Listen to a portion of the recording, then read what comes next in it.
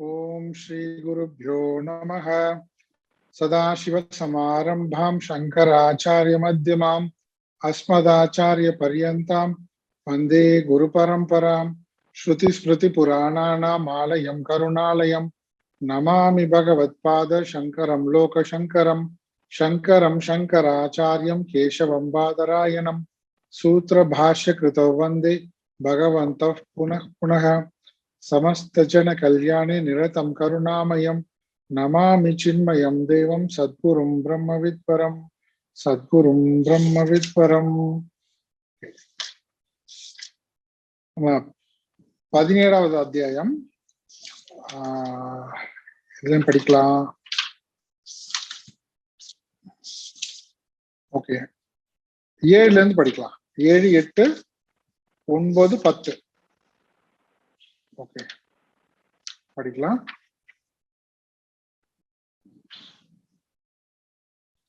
ஆஹாரஸ்த்வபி சர்வஸ்ய த்ரிவிதோ பவதி ப்ரியஹ யஜ்ஞஸ்தபஸ்ததா தானம் தேஷாம் பேதமிமம் ஷ்ருணு ஆயுஷ் சத்வபலாரோக்ய சுக ப்ரீதி விவர்தனாஹ ரஸ்யா ஸ்னிக்தா ஸ்திரா ஹ்ருத்யாஹ ஆஹாரா சாத்விக ப்ரியாஹ கட்வம் லலவனாத்யுஷ்ண தீக்ஷ்ண ரூக்ஷ விதாஹினஹ ஆஹாரா ராஜசஸ்யேஷ்டாஹ துக்கசோகாமய பிரதாஹ. இது வரைக்கும் பார்த்தோம் இல்லையா? ஓகே, இதுல என்ன சொல்லிட்டு வராங்க? பகவான் ஸ்ரீ கிருஷ்ணர் அர்ஜுனன் கேட்ட கேள்விக்கு பதில் சொல்லிட்டு வரும்போது, இந்த யாரையும் இவர்கள் சாத்விகர்களா, ராஜசீகர்களா, தாமசீகர்களா, ஸ்ரத்தை உடையவர்களாக இருக்காங்க. ஸ்ரத்தை இருக்கு அவங்களுக்கு. என்ன ஸ்ரத்தை இருக்கு? தன்னுடைய கலாச்சாரத்துல, வாழ்க்கை முறையில, முன்னோர்களுடைய வாழ்க்கை முறைப்படி பின்பற்றுகின்ற விஷயங்களில் ஸ்ரத்தை இருக்கு. சரி, அப்படி ஸ்ரத்தை இருப்பதனால இவர்கள் சாத்விகர்கள் சொல்லலாமா அப்படி கேட்டா, இல்ல, அந்த ஸ்ரத்தையே 3 வகையாக இருக்கு. அந்த ஸ்ரத்த அவனுடைய எந்த மாதிரியான ஸ்ரத்தை இருக்கோ அதை பொறுத்துதான் ஒரு மனிதன், அவனுடைய மனமும் இருக்கும். அந்த மனிதனும் அதை வைத்துதான் மதிப்பிடப்படுவான். அவன் எப்படிப்பட்ட ஸ்ரத்தை உடையவனாக இருக்கான்றது அவனுடைய மனதை பொறுத்து இருக்கு. அதை பொறுத்து அவன், அந்த மனிதனும் மதிப்பிடப்படுவான். எப்படி மதிப்பிடப்படுவான்? அவன் சாத்விகமானவனா, ராஜசிகமானவனா, தாமசிகமானவனா, இதை சொல்லிட்டு வரான். இப்ப எப்படி, என்ன அடையாளங்கள், எந்த அடையாளங்களை வைத்து அவன் நாம அதை தெரிந்து கொள்வதுன்னு பார்த்தா, எந்த மாதிரியான ஸ்ரத்தை, சாத்விக ஸ்ரத்தை இருப்பவனா, ராஜசிக ஸ்ரத்தை உடையவனா, தாமசிக ஸ்ரத்தை இருப்பவனான்றத எந்த அடையாளங்களை வைத்து தெரிந்து கொள்வதுன்றப்போ பகவான் ஸ்ரீ கிருஷ்ணர் சில ஹிண்ட் கொடுக்குறாரு. என்ன? ஆகாரத்தை வச்சு நீ கண்டுபிடிக்கலாம் ஒருவன் சாத்விகமானவனா, ராஜசிகமானவனா, தாமசிகமானவனான. அது போலவே அவன் செய்கின்ற வாழ்க்கையில் அவன் செய்கின்ற யஜ்யம், தானம், இதை பொறுத்தும் நீ கண்டுபிடிக்கலாம். அதாவது எந்த யஜ்ய தான தபம், யஜ்ய தபஸ் தானம், ஆகாரம், யஜ்ய தபஸ் தானம், இதை வைத்து அவர்கள் எந்த மாதிரியான ஸ்ரத்தை உடையவர்களாக இருக்கிறார்கள் கண்டுபிடிக்கலாம். இதை சொல்லிட்டு வந்தவர் முதல்ல ஆகாரத்தை பத்தி சொல்ல ஆரம்பிக்கிறார். நம்ம பார்த்தோம், ஸ்லோகத்திலேயே இருக்கு, எல்லாமே டைரக்டாவே இருக்கு. நம்மளும் விளக்கமா பார்த்துட்டோம். எப்படி சாத்விக பிரியாக, சாத்விக ஸ்ரத்தை இருப்பவர்கள் எந்த மாதிரியான ஆகாரத்தை விரும்புவார்கள், உண்பார்கள்? ஆயுர், சத்வம், பல, ஆரோக்கியம். சரி, இது எல்லாவற்றையும் வளர்க்கக்கூடிய, இதற்கு சாதகமான உணவுகளையே உண்பார்கள். சரிங்களா? இது நம்ம பார்த்துட்டோம். அப்புறம் அது எப்படி இருக்கு, அதனுடைய தன்மை எப்படிப்பட்டது, அது என்ன பலனை கொடுக்கக்கூடியது? அந்த உணவு ஆயுளை வளர்க்கக்கூடியதா இருக்கும், சத்துவத்தை வளர்க்கக்கூடியதா இருக்கும், ஆரோக்கியம், பலத்தை கொடுக்கக்கூடியதா இருக்கும். எல்லாமே பார்த்துட்டோம். உடல் பலம், மனோபலம். ஓகே, அதுவும் பார்த்தோம். நியூட்ரிஷியஸ்னு பார்த்தோம். எல்லா விதமான போஷாக்குகள் சொல்றாங்க, அதுவும் சத்துக்கள், அதையும் இருக்கு. அதுக்கப்புறம் எப்படி இருக்குது? சுக பிரீத்தி விவர்தனாக, சுகத்தை தருவதாகவும், பிரீத்தி, அதை பார்க்கும்போதே உண்ண வேண்டும் என்கின்ற ஆவலை தூண்டும். அதுக்கப்புறம் அதனுடைய தன்மை எப்படி? ரஸ்யா, ஸ்னிக்தாக, ஸ்திராக, இதெல்லாம் நம்ம பார்த்தோம். சரி, ரஸ்யாக ரசம் உள்ளவைகள்.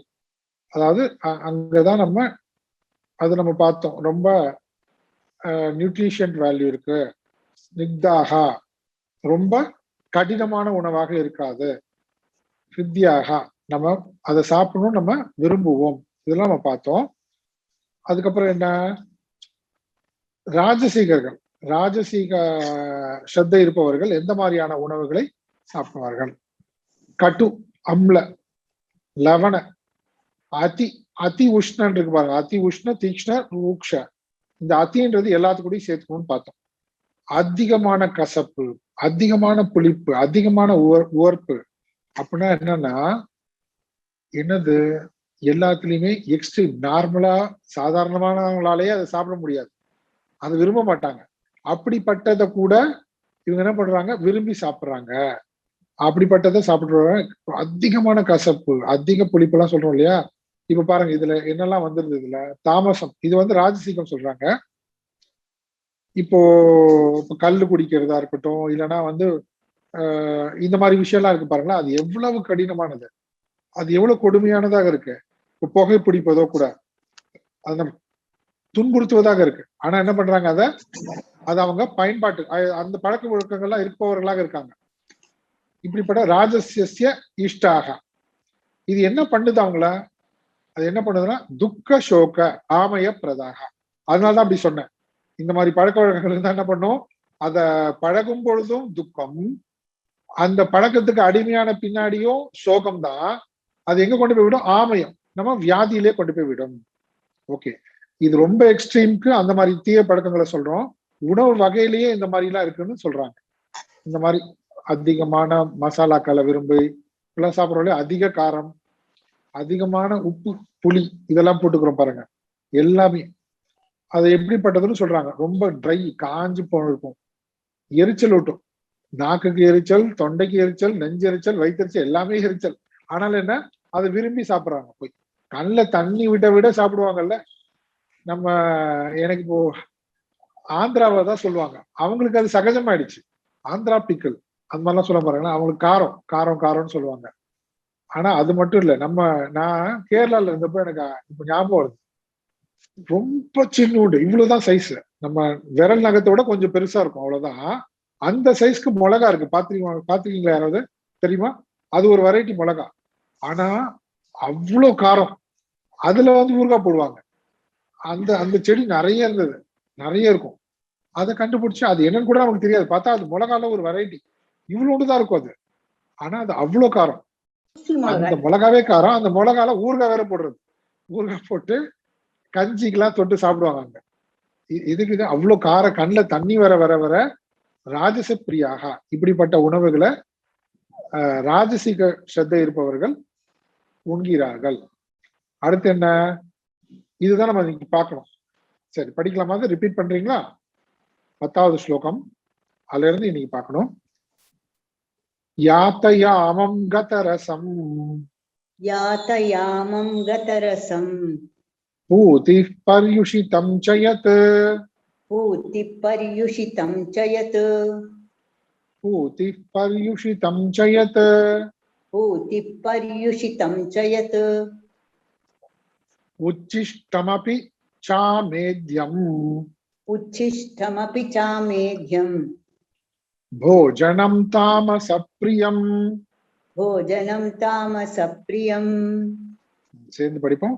யாத்தயாமம் கதரசம், பூதி பர்யுஷிதம் சயத், உச்சிஷ்டமபி சாமேத்யம், போஜனம் தாமச பிரியம். ஓகே, இங்க என்ன சொல்றாங்க, எத் யாத்தயாமம், கடைசி வார்த்தை எத்து இருக்கு பாருங்க, அதை எடுத்து முதல்ல போட்டணும். எத் யாத்தயாமம், அதாவது எது யாமம் கழிந்ததோ. யாமம்னு சொன்னா என்ன சொல்றாங்கன்னா 3 மணி நேரமா. எப்படி சொல்றாங்க பாருங்க, 3 மணி நேரம் சமைச்சு 3 மணி நேரம் ஆயிடுச்சுன்னா அதுக்கப்புறம் அந்த உணவு வந்து உண்ண தகுந்தது அல்ல. என்ன பண்ணலாம், ஒரு யாமமா, எத்தனை யாமம் சொல்றது ஒரு நாளைக்கு? அப்ப எத்தனை யாமம்? 3 மணி நேரம்னா அப்ப நம்ம 3 நாளைக்கு 2 நாளைக்கு எல்லாம் சமைச்சு 1 வாரம் எல்லாம் ஃப்ரிட்ஜில் வச்சிடறோம்ல. ஃப்ரீசர் வேற இருக்கு. எத்து யாத்த யாமம், எது யாமம் கடைந்த கதரசம், சுவை கூன்றிய. இங்க சுவைன்றது டேஸ்ட் கிடையாது. ஆக்சுவலா என்னன்னா எல்லா சத்துக்குமே போயிடுச்சு. அதுல இருக்கக்கூடிய ஃப்ரெஷ்னஸ், அதுல இருக்கக்கூடிய சத்துக்கள் எல்லாம் போயிடுச்சு ஆல்மோஸ்ட். சும்மா சக்கை தான் அது. அதான் கத்தரசம். வெறும் சக்கை தான் சொல்றாங்கல்ல, ஒண்ணுமே இல்லைன்னு. அந்த மாதிரி பாக்குறதுக்கு உணவு போல இருக்கு. ஆனா என்ன ஆயிடுச்சு, 3 மணி நேரம் ஆயிடுச்சு. அது 3 மணி நேரமா உங்களுக்கு தெரியும் இல்லையா, நமக்கு தெரியும் பல மணி நேரங்கள். ஆனாலும் நம்ம அதெல்லாம் பழகிட்டோம். கத்தரசம் எந்த விதமான சாரமோ ஒரு ஆரோக்கியம் ஆரோக்கியம் கொடுக்கக்கூடிய போஷாக்களோ எதுவுமே, நியூட்ரிஷன்ஸ் எதுவுமே இல்லை. பூத்தி பூத்தினா துர்நாற்றம், ஸ்மெல் வருது, ஸ்மெல் வந்துருச்சு. அதெல்லாம் தூக்கி போடாதீங்க. சாப்பிடலாம், யாருக்காவது கொடுக்கலாம், வேஸ்ட் பண்ணக்கூடாது. பாருங்க, நம்ம சாப்பிடக்கூடாது, யாருக்காவது கொடுக்கலாம். எல்லாம் பண்றோமா பாருங்க, அப்படி பண்ணக்கூடாது. அந்த மாதிரி பழசாயிடுச்சுன்னா அப்போ அது அது இல்ல, நாய்க்கு போட்டுருங்க, மாடுக்கு போட்டுருங்க. அந்த நாய் மாடு மட்டும் அது மாதிரிலாம் இல்லவே இல்லை பாருங்க. அவ்வளவுதான். அப்படின்னா என்ன அர்த்தம்? இப்ப என்ன அர்த்தம், என்ன சொல்ல வராங்க? எப்படி அப்ப இப்பெல்லாம் பாசிபிலிட்டி இல்லையே? பாசிபிலிட்டி இல்லையா? என்னெல்லாம் சொல்லிட்டாங்க 3 ஹவர்ஸ்க்கு உங்களுக்கு. அதுக்கப்புறம் அப்ப என்ன அர்த்தம்? நமக்கு எப்படி கொண்டு வராங்க பாருங்க. என்ன கொண்டு வராங்க? டிசிப்ளின். என்னது? சமைக்கிறவங்க, அந்த வீட்டுல சாப்பிட்றவங்க எல்லாருக்குமே டிசிப்ளின். என்னது? கரெக்டா சுட சுட இந்த டைம் சமைச்சு அப்பவே வந்து சாப்பிட்டுருங்க. அவங்கவுங்க இஷ்டத்துக்கு வந்து சாப்பிட்டா யாத்த யாமம் தான். இல்லைன்னா எத்தனை பேர் இருக்காங்க, எப்படி சமைச்சிடலாம்? எதுக்கு 2 வேளை சமைக்கணுமா? 3 வேளை சமைச்சு போட்டு போயிடுவோம். எல்லாத்தையும் எடுத்து என்ன பண்ணிடலாம், ஃப்ரிட்ஜில் வச்சுட்டேன், நான் ஊருக்கு போறேன், வரத்துக்கு 1 வாரம் ஆகும், எல்லாம் ரெடி. 2 வாரம் கூட இருக்கு. நம்ம ஊர்ல பரவாயில்லைங்களா? யூஎஸ்ல நம்ம ஊர்ல பரவாயில்ல நான் சொல்லக்கூடாது, தெரியல எனக்கு. இங்கேயும் வந்திருக்கலாம். அது நம்மளும் அட்வான்ஸ்டு கண்ட்ரி ஆயிட்டு வரோம்ல. இதுல எல்லாம் யூஎஸ்ல எல்லாம் வந்து எல்லாமே ஃப்ரோசன் பேக்டு ஃபுட் அந்த மாதிரி அவங்க வச்சிருப்பாங்க. பால்லாம் 1 மாசம் வச்சுக்கலாம், ஒண்ணுமே பிரச்சனை இல்லை. 1 மாசம் இல்ல 6 மாசம் சொல்லுவாங்க. இதெல்லாம் வந்து ஒண்ணுமே ஆகாது. நமக்கும் ஒண்ணுமே ஆகாது. அது குடிச்சாலும் நமக்கும் ஒண்ணுமே ஆகாது, வியாதி தான் வரும். ஆனா என்னன்னா, அந்த மாதிரி ஃபுட்ல இது எப்படி வந்து நம்ம அதை புரிஞ்சுக்கிறதே தெரியல. இவ்வளோ தெளிவா சாஸ்திரம் சொல்லுது. நம்மளுடைய காமன் சென்ஸுக்கும் தெரியும். உணவு வந்து அந்த விவசாயி கிட்ட இருந்து, அது உணவா இருக்கட்டும், பாலா இருக்கட்டும், அவங்க கிட்ட இருந்து அந்த ஒரிஜினலா அவங்க அப்ப விளைவித்தது எத்தனை கை மாறி நம்ம கிட்ட வருது. யோசிச்சு பாருங்க, எவ்வளவு காலம் எடுக்குது. அதையும் மீறி நம்ம அதை சமைச்சு எத்தனை காலத்துக்கு வச்சுக்கோம் பாருங்க. முன்னாடி வந்து என்னன்னா, முன்னாடி வந்து 3 மணி நேரம் கிடையாது இவங்க சொல்றது. முன்னாடி அவங்கவுங்க விளைய வச்சுப்பாங்க. கிராமம் எல்லா இடத்துலயும் விவசாய பூமி இருக்கும், தோட்டம் இருக்கும், எல்லாருக்கும் அவங்களே அப்படியே எடுத்துப்பாங்க. இப்ப நம்ம கிட்ட வந்து சேரறதுக்கு என்ன ஆகுது? அது சேரத்துக்குள்ள எத்தனை ப்ராசஸ் நடக்குது. கெமிக்கல் கலக்குறாங்க, எல்லாம் கலக்குறாங்க அதுல. அது என்ன ஆயிடுச்சு? கத்த ரசம் தான். யாத்தை யாமம், யாமம் கழிந்தது, காலம் தாழ்த்திய எந்தவித சத்துக்களும் இல்லாத துர்நாற்றம் அடிக்கக்கூடிய பரியுஷித்தம், பழதாகி போய்விட்ட, எக்ஸ்பைரி டேட் சொல்றாங்கல்ல. இப்ப எக்ஸ்பைரி டேட் பேக்கெட்ல மட்டும் பாக்குறோம். நம்ம வேணா என்ன பண்றதுல எக்ஸ்பைரி டேட் பாக்குறதே இல்லை. நம்ம வீட்டுல பண்றதுக்கெல்லாம் வச்சு சாப்பிடுறது, நைட் 2 நாள் வச்சு 3 நாள் வச்சு. உச்சிஷ்டம் மிச்சம் மீதி இருக்கிறது. மிச்சம் மீதி யாரோ சாப்பிட்டு போட மிச்சம் மீதி வேஸ்ட் பண்ணாதீங்க. அது மாதிரி உச்சிஷ்டம். அது என்ன ஆயிடுச்சது? அது எச்சில் சொல்றாங்க. அது என்னன்னா, அது இப்ப சொல்றாங்க பாருங்க, சானிடைசர் நல்லா கிளீனா வச்சுக்கோங்க, அதை வச்சுக்கோங்க, இதை வச்சுக்கோங்க பாருங்க. ஒருத்தர்கிட்ட இன்னொருத்தர் பரவறதுக்கு வாய்ப்பு. சாப்பிடுறதெல்லாம் இல்லையா, அவ்வளவு பொல்யூஷன் ஆயிடுச்சு. இவ்வளவும் மீறி ஓகே என்ன சொல்றாங்க? அமேத்தியம் ச. ஓகே, இப்படிப்பட்ட அமேத்தியம்னா அசுத்தம் அடைந்த, அசுத்தமான, தூய்மையற்றது. அப்படின்னா அர்த்தம் உண்ணத்தகாதது, தூக்கி போட வேண்டியது. ஆனா இதையே போஜனம் தாமச பிரியாக, இதை நல்லா கட்டுன்னு கட்டுவாங்களாம். போஜனம் நல்லா சாப்பிடுவோம். இந்த மாதிரி விஷயங்கள்ல போய் இந்த மாதிரி உணவுகளை பிரியம், தாமச பிரியம். அந்த தாமச ஸ்ரத்தை இருப்பவர்கள் என்ன பண்றாங்க? பிரியத்தோட இதெல்லாம் சாப்பிட்றாங்க. யாத்த யாமம் எல்லாம். இது நம்ம சொல்றோம் இல்லையா, எல்லாம் packed food, tinned food, processed food, இப்படியே ஆயிடுச்சு. நேத்தி நியூஸ் நீங்க பார்த்துருப்பீங்கல்ல, அந்த பொண்ணு என்ன கிளாஸ் படிக்கிறா, 4th or 5th? அவ்வளவுதான். நேத்தி நியூஸ் பாத்தீங்களா? அந்த ஒரு கூல்ட்ரிங்க்ஸ் என்ன ஒண்ணு பசி, அந்த பசி பொறுக்க முடியல அந்த பொண்ணுக்கு. பாவம், அம்மா வந்து சமைச்சு கொடுக்கணும், அவ்வளவுதான். அதுக்குள்ள டக்குன்னு பக்கத்து கடையில போய் கூல்ட்ரிங்க்ஸ் வாங்கி குடிச்சாங்க, அவ்வளவுதான். விஷம் ஏறி போய் ப்ளூ ஆகி இறந்து போயிடுச்சு. இப்ப அந்த கம்பெனில போய் அந்த என்ன சொல்றது, அந்த உணவு அதிகாரித்துவ உணவு அதெல்லாம் இருக்காங்களே அந்த ஆபீசர்ஸ்லாம், அவங்களாம் போய் அந்த ஃபேக்டரிக்கு போய் சீல் வச்சு அதை டெஸ்ட்டுக்கு அனுப்பி இப்போ அந்த ப்ராசஸ் போயிட்டு இருக்கு. நேற்று நியூஸ் பாத்தீங்களா, நம்ம ஊர்ல தமிழ்நாட்டுல நம்ம ஊர்ல அந்த கூல்ட்ரிங்க் குடிச்சு அது எக்ஸ்பைரி டேட் ஆனதா இல்ல அவன் பண்ற ப்ராசஸ் தப்பா, கண்ணா மூடிட்டு நம்ம என்ன பண்றோம் பாருங்க. எது வேணாலும் எது வேணாலும் எப்படி வேணாலும் சாப்பிடக்கூடிய இந்த தன்மை எதை காட்டுகிறது? நம்ம நாக்கு நம்ம மைண்ட் எதுவுமே அடக்கல, எதுவுமே ஏதோ ஒண்ணு அது அப்போதைக்கு எது கிடைச்சாலும் சாப்பிடும். டேஸ்ட் மேலோட்டமாக எதை கிடைச்சாலும் நாக்கு அடிக்கிறது. துர்நாற்றம் என்ன சொல்ல முடியாது, எது துர்நாற்றம்? நம்ம வெஜ் மட்டும் இல்ல, நான்வெஜ் சேர்ந்துதான் துர்நாற்றம். தூக்கி போட வேண்டியது. திருவள்ளுவர் வந்து பிணம்ன்றார். நம்மளோட வயிறு வந்து சுடுகாடு கிடையாது, இறந்து போனது அடக்கம் செய்கின்ற சுடுகாடு அல்ல. எவ்வளவு ஸ்ட்ராங்கானது பாருங்க வள்ளுவர் சொல்றது. இப்போ அந்த மாதிரிலாம் எல்லா விதமான உணவுகளும் இப்ப நமக்கு இந்த டாபிக் வந்து வெஜ்ஜா நான்வெஜ்ஜா அந்த சண்டைக்குள்ள போறது இல்லை. என்ன சொல்றாங்க அவங்க, இது வந்து இப்படிப்பட்ட இப்படிப்பட்ட ஹிண்ட்ஸ் கொடுக்குறாரு. இந்த மாதிரி எல்லாம் நாம விரும்பி அதுல நமக்கு விருப்பம் போகுதுன்னா நம்ம எப்படிப்பட்டவங்களா இருக்கோம்? தாமச பிரியாக இருக்கும், தாமச ஸ்ரத்த உள்ளவர்களாக இருக்கும். இதனால இப்ப நம்ம சொல்றோம் பாருங்க, யூஎஸ் எல்லாம் சொல்றோம், அந்த ஒரு கண்ட்ரி மட்டும் இல்ல, எங்கெல்லாம் இந்த பிராக்டிஸ் இருக்கும் ப்ராசஸ்டு ஃபுட், எதை எடுத்தாலும் ப்ராசஸ்டு ஃபுட்டு மாச கணக்கா வச்சுக்கலாம் அப்படின்ட்டு. ஆனா அதனால பாதிக்கப்பட்டவங்களுக்கு மட்டும்தான் அதோட கஷ்டம் புரியும். என்ன சொல்றாங்க, அவங்களுக்கு தெரியல, வெளியில பேக் பண்றதுக்கும் டேஸ்ட்டுக்கும் நல்லா இருக்கு. ஆனா என்னோட ஃப்ரெண்டு எங்க கூட இருந்த பையன் இப்போ யூஎஸ்ல செட்டில் ஆயிட்டு என்ன ஆச்சுன்னா திடீர்னு வேலையெல்லாம் விட்டு வந்துட்டான். எனக்கு எதுவுமே தெரியாது. நான் பாட்டு ஊருக்கு போறேன். சரி, அந்த மெயின் ரோட்லயே அவங்களுக்கு பெரிய ஷாப்பிங் காம்ப்ளெக்ஸ்லாம் இருக்கு. ஒரு என்ன வித்தியாசமான ஒரு ஷாப்பிங் காம்ப்ளெக்ஸ், அந்த வெளியில வாசல்ல வித்தியாசமான ஒரு கடை இருக்கு. எல்லாம் மாடர்னா அப்படியே மாடர்னா எல்லாம் இருக்கு. ஒண்ணு மட்டும் எந்த விதமான பந்தாலாம் இல்லாம சாதாரணமா இருக்கு கடை. என்னடா இது பார்த்தா ஆர்கானிக் ஷாப். இப்ப நான் சொல்ல 10 வருஷம் முன்னாடி, நான் இப்ப சொன்னது வந்து 10-12 வருஷம் முன்னாடி. அவன் அதுக்கு 10 வருஷம் முன்னாடி யூஎஸ் போயிட்டு எனக்கு தெரியாது. நான் அந்த கடைக்குள்ள போறேன், பார்த்தா ஃப்ரெண்டு தான் இருக்கான். ஃப்ரெண்டு தான் உட்காந்துருக்கான். நீ எப்படா யூஎஸ்ல இருந்து வந்த, உன் ஐடி ஃபீல்டு என்ன ஆச்சு, என்ன ஆச்சுன்னா உங்க பையன்லாம் என்ன பண்றான், குழந்தைங்களாம் என்ன ஆச்சு பார்த்தா. நான் அப்புறம் அவங்க கூட உட்காந்துட்டேன். எல்லா கதையும் சொல்றான். என்ன சொல்றான், நாங்க 10 வருஷத்துல நாங்க சாப்பிட்ட சாப்பாடு, அந்த சாப்பாடுனால தான் எனக்கு பிரச்சனைனே தெரியல, என் உடம்புல வந்து பயங்கரமா அஃபெக்ட் ஆயிடுச்சு, வெயிட் லாஸ் ஆயிட்டே இருக்கு. அங்க இருக்கக்கூடிய பெரிய பெரிய ஹாஸ்பிட்டல் டாக்டர்ஸ் எல்லாம் செக் பண்ணிட்டு என்னன்னே கண்டுபிடிக்க முடியல அவங்களால. அவ்வளவுதான், நான் ஆல்மோஸ்ட் எமர்ஜென்சி டெத்து தான், அந்த ரேஞ்சுக்கு சொல்லிட்டாங்க.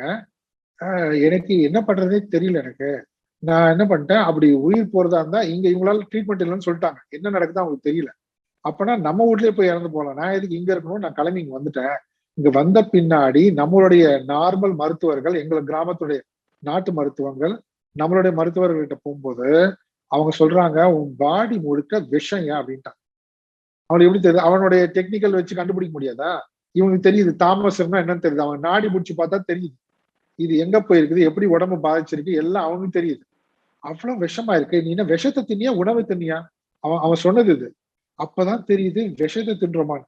எனக்கு ஒரே ஷாக் ஆயிடுச்சு. ஒரு 8 மாசம் 1 வருஷம் எனக்கு ட்ரீட்மெண்ட் கொடுத்தாங்க. அவங்க ட்ரீட்மெண்ட் கொடுத்து நான் பழையபடி என்னோட ஆரோக்கியத்தை பண்ணேன். நான் யூஎஸ்ல இருந்தேன்னா நான் இறந்து போயிருப்பேன். எனக்கு என்ன ஆகுதுன்னு தெரியாது, எல்லாருமே பயந்துட்டாங்க. அதுக்கப்புறம் நான் முடிவு பண்ணேன், எங்களுடைய பூர்வீக நிலம் இருக்கு, நாம உட்காந்து எங்களுடைய முப்பாட்டெல்லாம் விவசாயம் தான் பண்ணிட்டு இருந்தா, நமக்கு எதுக்கு இந்த வேலை, மக்களுக்கு வந்து நல்ல உணவு கொடுக்கணும்னு நான் முடிவு பண்ணிட்டு நானே வந்து ஆர்கானிக் கெமிக்கல் எல்லாம் போடாம நல்ல நல்ல விஷயங்கள்லாம் நான் வந்து பயிர் பண்ண ஆரம்பிச்சேன். அதுக்கு பயங்கர எதிர்ப்பு.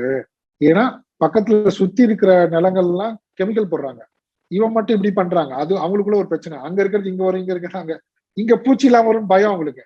நீ கெமிக்கல் போடாம வந்து அதிக பூச்சி வரும், அதெல்லாம் எங்க நிலத்துக்கு வரும்ன்றான். அவன் சண்டை போடுறான். யாருமே ஒத்துழைக்கல. இப்போ கல்யாணம் பண்ணி கொடுத்தவருன்னா கல்யாணம் பண்ணி கொடுத்துருப்பாரு பொண்ணு, அமெரிக்கால வேலை. இன்னும் அமெரிக்கால வேலை கல்யாணம் பண்ணி கொடுத்து எல்லாம் பண்ணா இப்ப 2 குழந்தை ஆயிடுச்சு. எல்லாத்தையும் விட்டு விவசாயி, இவர் விவசாயி இருந்தா பொண்ணை கொடுத்துருப்பாங்களா? ஆனா பாருங்க எப்படி புத்தி பாருங்க, நம்ம புத்தி தாமசம் ராஜசம், நம்ம செய்யறதெல்லாம் திங்கிங்கும் எவ்வளவு பாதிப்பு பாருங்க. இந்த உணவை நம்ம அப்படியே கேர்லெஸ்ஸா எடுத்துக்கிறோம். ஆனா லைஃப்ல எவ்வளவு பெரிய பிரச்சனை எல்லாம் கொண்டு வருது பாருங்க. ஃபேமிலிக்குள்ள ரிலேஷன்ஷிப் பிரச்சனை, மனைவிக்கும் மற்ற பெற்றோர்கள், மனைவி, சமுதாயம், ஃப்ரெண்ட்ஸ் எல்லாருமே முட்டாள்ன்றாங்க. அவன் சொல்றான் இது யாருக்குமே புரிய மாட்டேங்குது. இது அவனுக்கு அந்த தாமசிக்கும் வேர்ட் எல்லாம் புரியல. இததான் சொல்றான் அவன் ஆக்சுவலா. சொல்றான் எல்லாம் ஓல்டு, ஸ்பாயில்டு, அமேத்தியம், ஸ்பாயில்டு, தூக்கி போட வேண்டியது. தூக்கி போட வேண்டியதெல்லாம் உட்காந்து சாப்பிட்டுட்டு இருக்கோம். இந்த மக்களுக்கு ஏதான் புரிய மாட்டேன்னு தெரியல. நான் பாதிக்கப்பட்டவன், நான் என்ன ஆனாலும் சரி நான் அதை பின்வாங்க மாட்டேன்னு எனக்கு அவனை பார்த்து பயங்கரமா இன்ஸ்பிரேஷன் ஆயிடுச்சு. என்ன இந்த மாதிரி ஒருத்தர் நமக்கு என்ன வந்ததுன்னா அவன் போல அப்படியே அவன் என்ன பண்ணிட்டான், தனக்கு தப்புன்னு தெரிஞ்சத நான் அதை செய்ய மாட்டேன், என்னால முடிஞ்சதை சொசைட்டிக்கு செய்யணும்னு சொல்லிட்டு ரொம்ப ஸ்ட்ரகிள் பண்ணான். ஸ்ட்ரகிள் பண்ண அர்த்தம் சப்போர்ட் யார் பண்ணுவா? இமீடியட்டா உங்களுக்கு அந்த நிலத்துல வந்து கெமிக்கல் தான் போட்டிருக்காங்க, அதை திருப்பி பழைய ப்ராசஸ் பண்ணுவதுக்கு 1 வருஷம் 2 வருஷம் ஆகும். அதுக்கப்புறம் இவன் நெல் புதுசா போடணும், வேற வேற எல்லாம் பண்ணாலும் மழை வருமா வராதா, தண்ணி இருக்குமா இருக்காதா, என்ன பிரச்சனை வரும்னே தெரியாது, திடீர்னு பூச்சி அட்டாக் ஆகுமா என்னன்னே தெரியாது. ஆனா தெளிவா சொல்லிட்டான், உங்களுடைய ஒரு ஸ்டேட்டஸ்க்காகவோ எதுக்காகவோ எனக்கு சத்தியம்னு பட்டதை நான் விட மாட்டேன், நான் செய்வாத. அப்புறம் இன்னும் ஒரு வருஷம் கழிச்சு டக்குன்னு ஃபேஸ்புக்ல பாக்குறேன், அவ ஒரு அருமையான பிரம்மாண்டமா ஒரு பங்களா கட்டியிருந்தான். கட்டிட்டா அது ஃபார் சேல்னு போடுறாங்க, நம்பர் கொடுத்து டைரக்டா, நோ புரோக்கர்ஸ். நான் போன் அடிச்சிட்டேன், என்னடா வீடை விற்கிறேன், இப்பதான் கட்டினேன், யூஎஸ் போயிட்டு கஷ்டப்பட்டு, எனக்கு தேவையில்லை, எங்க வீட்டுல என் பையனை வந்து பயங்கரமான ஸ்கூல்ல படிக்க வைக்கிறாங்க, அப்புறம் மந்த்லின்றாங்க, எல்லாம் எனக்கு தேவையில்லை, நான் தானே ஏன் பணம் தானே, இப்ப நான் அதை வந்து கட்டி அவங்களுக்கு நான் கொடுத்துட்டேன், விவசாயத்துக்கு நான் வச்சுப்பேன், என்னன்னு யாரும் கேள்வி கேட்க முடியாது, நான் விவசாயம் தான் பண்ணுவேன், ஆர்கானிக் தான் பண்ணுவேன், எனக்கு ப்ராஃபிட் எப்போ வருதோ வரட்டும், வரலனாலும் பரவாயில்ல. என்ன சொல்றது பாருங்க, நம்ம இதை வந்து எவ்வளவு சாதாரணமா நம்ம எடுத்துட்டோம் பாருங்க. நம்ம போறோம் கடையில போய் ஏதோ ஒண்ணு வாங்கி சமைச்சு போடு, குழந்தைங்களுக்கு போடு. அப்ப அந்த குழந்தைங்களுக்கு, பெரியவங்களுக்கு, இளைஞர் எல்லாருக்கும் தான் எந்த அளவுக்கு ஆரோக்கியம் இருக்கும், எந்த அளவுக்கு திங்கிங் இருக்கும். இது டைரக்டா இந்த ஃபுட் எல்லாம் என்ன பண்ணுது, ராஜசிக்கும் தாமசிக்கும் சாத்விகமான திங்கிங் உண்டு பண்ணுது. உடல் அளவுல பலு கிடையாது, கண்டதெல்லாம் சாப்பிடுறோம், நம்ம சாப்பிட்டுட்டு இதுல எந்த விதமான பலுவும் கிடையாது. அப்போ நியூட்ரிஷன் எல்லாம் சொல்ற, மால் நியூட்ரிஷன், எவனுக்கும் சத்தே இல்லை குழந்தைங்களுக்குலாம். நான் சொல்ற சிட்டியில இருக்கிறவங்களுக்கு சரி, கிராமப்புறத்துல இன்னும் கேட்க வேணாம், பாவம் அவங்களையும் நமக்கு எடுத்தாச்சு. இந்த மாடர்னைஸ் பண்ணிட்டு இப்ப யாருமே ஒழுங்கான உறவு முறைய வந்து உற்பத்தி பண்றதுன்றது ரொம்ப ரொம்ப ரொம்ப ரேர். இந்த வேலைலாம் அவ்வளவு இருக்கு. அந்த மாதிரியான ஆளுங்க அதை திருப்பி ரிவைவ் பண்றதுக்கான ஆளுங்க ரொம்ப நல்ல மக்கள் இருக்காங்க சில பேர். அவங்க எல்லாம் இப்ப நம்ம சேலத்துல நம்ம ரெகுலரா தொடர்பு கொண்டுட்டு இருக்காங்க. வந்து அவங்க தமிழ்நாடு ஃபுல்லா எல்லா இடத்துக்கும் போய் அந்த விவசாயிகளுக்கு அவேர்னஸ் கொடுக்குறாங்க. இது சும்மா நம்ம ஏதோ தேரி நினைச்சிட்டு இருக்கோம். இப்ப நம்ம 16வது அத்தியாயம் 17வது அத்தியாயம் இருக்கு இல்லைங்களா, இது தேரியாவே கிடையாது, மற்றதும் தேரி கிடையாது. ஆனா இது என்னன்னா நேரடியா நம்ம வாழ்க்கையோட அன்றாட வாழ்க்கையில சம்பந்தப்பட்ட விஷயங்கள் எல்லாமே எல்லாமே இதுதான் பேசிக் அட்ஜஸ்ட்மெண்ட் நம்ம பண்ண வேண்டியது. நம்மளோட வாழ்க்கை முறையில நாம செய்ய வேண்டிய மாற்றங்கள் இம்மீடியட்டா உடனடியாக நம்மளுடைய உணவுல இருந்து ஆரம்பிக்கிறார் கிருஷ்ணன். அது எப்படி இருக்கும், நம்ம ஏன் வந்து கோவப்படுறோம், ஏன் வந்து டல் ஆகுது, ஏன் இப்படி இருக்கோம், நம்ம ஏன் இரிட்டேட் ஆகுறோம், இதெல்லாம் பார்த்தா இதுல இருக்கு. இவன் நார்மலான ஃபுட்லயே இத்தனை வகை இருக்கு. இது இல்லாம தீய பழக்க வழக்கங்கள் நிறைய இருக்கு, அதுவும் சேர்த்துக்கிறானு. அதுவும் ஃபுட்டு தான், அதுவும் இன்டேக் தான் ஒண்ணு. அதுவும் பல்வேறு விதமான போத விஷயங்கள்னு நான் சொல்றேன். அதுவும் உணவு தானே, அதுவும் பயிர்ல இருந்து வருது. அது ஆனா எல்லாமே தாமசிக்கும் ஃபுல்லா. இப்போ என்ன ஆகுது பாருங்க, நமக்கு எத்தனை வியாதிகள், எவ்வளவு ஹாஸ்பிட்டல். ஆச்சரியமா இருக்கு. முன்னாடி எல்லாம் ஹாஸ்பிட்டல் வந்து ரொம்ப ரொம்ப ரொம்ப ரேரு. நம்ம நினைச்சுக்கிறோம் அப்ப வந்து எல்லாம் வந்து வேஸ்ட்னு. அப்ப எல்லாம் ஆரோக்கியமா இருந்தா, டிமாண்ட் அண்ட் சப்ளை தான். உங்களோட நோய் டிமாண்ட் இருந்தா சப்ளை ஹாஸ்பிட்டல் இருக்கு, டாக்டர்ஸ் இருக்கு. அது என்ன பிரச்சனை கொண்டு வருது, எத்தனை டாக்டர்ஸ், எத்தனை ஹாஸ்பிட்டல், எல்லாரும் மெடிக்கல் படி, அதுக்கு ஒரு நீட் எக்ஸாம், எப்படி கனெக்டட் பாருங்க. எல்லாம் எங்கேருந்து வருது, இந்த ஒரு இன்ச் நாக்கு. அதுதான் சொல்றாங்க இல்லையா, ஒருத்தர் ரொம்ப பியூட்டிஃபுல்லா ஒருத்தர் சொன்னாரு, நான் முன்னாடியே சொல்லியிருக்கேங்க, இது இத்தனையும் எப்படிடா சரி பண்ணலாம், ஒரே ஒரு எக்ஸசைஸ் பண்ணுங்க, ஒரே ஒரு யோகா. என்னன்னா போதும், சாப்பாடு முன்னாடி வைக்கிறீங்களா, இவ்வளவுதான். நம்ம வந்து யோகா தலைகணுக்கு வேணாம், இதெல்லாம் வேணாம், போதும், ஸ்டாப், இவ்வளவுதான் எக்ஸசைஸ். கையை வச்சு தடுத்துருங்க, எனக்கு வேண்டாம்.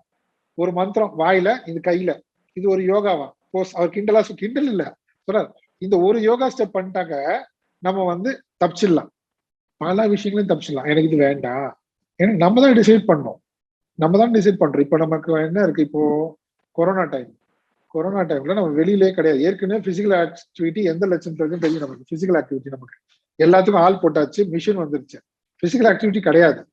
இதுல ஜிம்மு போ, வாக்கி அது என்னன்னு புரிய மாட்டேது. நடைப்பயிற்சியா, இது தமிழே அசிங்கமா இருக்கு. நடைப்பயிற்சி வந்து ஒரு வயசு குழந்தைக்கு நடைப்பயிற்சி ஓகே, அது நடக்க தெரியல, தடுக்கு மாதிரி போகும்.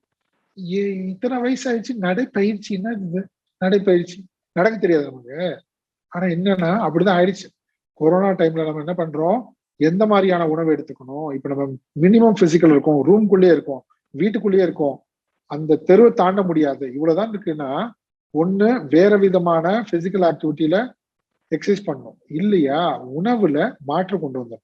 உணவுல மாற்று கொண்டு வந்தா நம்ம தப்பிச்சுக்கலாம், இல்லைன்னா கஷ்டம். இல்லைன்னா அர்த்தம் தாமசத்துல மாட்டிக்குவோம், ராஜசீகத்துல மாட்டிக்குவோம். சாத்விகம் ரொம்ப ரொம்ப கஷ்டம் இல்ல, ரொம்ப கஷ்டம் அவங்க சொல்றது. எப்படி ஆனா கஷ்டமா நம்ம நினைச்சிட்டோம். ஆயுள வளர்க்கக்கூடியது, ஆரோக்கியத்தை வளர்க்கக்கூடியது, என்ன அழகா உடல் பலமும் மனோபலத்தும் கொடுக்கக்கூடியது, சிம்பிள். இந்த மாதிரி ஃபுட்டை சாப்பிட்டு போனா என்ன பிரச்சனை நமக்கு? ஆனா அதுக்கு நேர் விரோதமா இருக்கக்கூடிய ராஜசிகம், தாமசிகம், இது சொல்லிட்டே போலாம். ஏன்னா நேரடியா நம்ம பாதிக்கப்படுறோம். பல்வேறு எல்லாரும் பாருங்க, சின்ன குழந்தைல இருந்து பெரியவங்க வரைக்கும் பாதிக்கப்படுறது இந்த உணவுனாலதான். அது என்ன அழகா கிருஷ்ணர் சொல்றா பாருங்க. பகவத்கீதையில வந்து நீ அதிகாரித்துவத்தை பத்தி பேசிட்டு இருக்காரு. என்னது? ஆத்ம ஞானத்துக்கு அதிகாரித்துவம் சாத்விக குணம். அந்த சாத்விக குணத்தை எப்படிடா நீ சாத்விக குணம் உனக்கு இருக்காளே எப்படி கண்டுபிடிப்ப? உன்னோட உணவு பழக்க வழக்கத்துல இருந்தே ஆரம்பிக்கின்ற. அதுல இருந்தே தெரியும் நீ வந்து ஆத்ம ஞானத்துக்கும் தகுதியானவனா இல்லையா. ஆஹா, நான் சாப்பிட்ற இட்லி தோசையிலேயே ஆத்ம ஞானம் அன்னைக்கு இருக்கு பாருங்க. அங்கேயே ஃபர்ஸ்ட் ரவுண்ட்லயே காலி, ஃபர்ஸ்ட் ரவுண்ட்லயே வெளியே துரத்திடுவாங்க. வெளியே அப்படி வெளியே நில்லு, இதெல்லாம் மாத்திட்டு வா உள்ள, இதெல்லாம் சரி பண்ணிட்டு வா. கிடையாது, இந்த உணவுலயே மாட்டிட்டு பாருங்க. எவ்வளவு ஹோட்டல் பாருங்க, எவ்வளவு ஹோட்டல். அந்த ஹோட்டல்ல எத்தனை வகை பிளாட்ஃபார்ம், தள்ளு வண்டி, ஒரு ஒரு இதுல ஆரம்பிச்சு star hotel, 7 star, 10 star, 12 star, 15 ஸ்டார்ல இருக்கு. அதுக்கு மேல தெரியல எவ்வளவு இருக்கு, தெரியல. எதா இருந்தாலும் என்ன, அவங்களுடைய ஆட்டிடியூட் எப்படி இருக்கணும்.